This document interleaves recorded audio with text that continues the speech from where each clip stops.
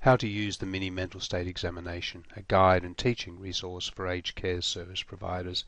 In part 2 of this 4-part series, we'll be covering undertaking the mini mental state examination, preparation and process. Preparation.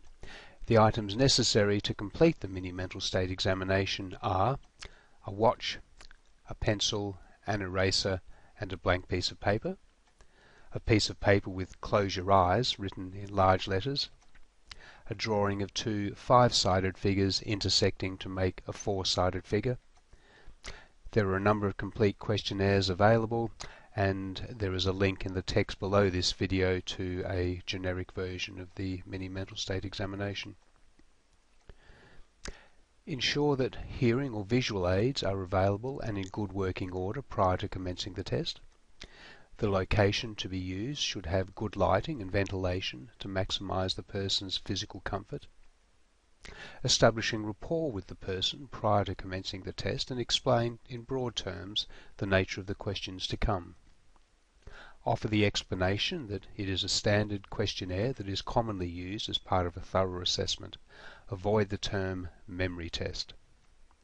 Instruct others to allow the person being tested to answer the questions by themselves without prompting or responding. Ensure that any prompts to answers are removed from the area, for example a calendar or a newspaper with a date on it. The process. Commence with question 1 and progress through the questions from beginning to the end. It is important to follow the order as given. A standardized mini mental state examination questionnaire should be used. General guidelines include: record the names of the tester and the person being tested and the date that the test is performed. Record the person's response for each question. Record any factors that may have influenced the testing process. Ask each question a maximum of 3 times. If the person answers incorrectly, then allocate a score of 0.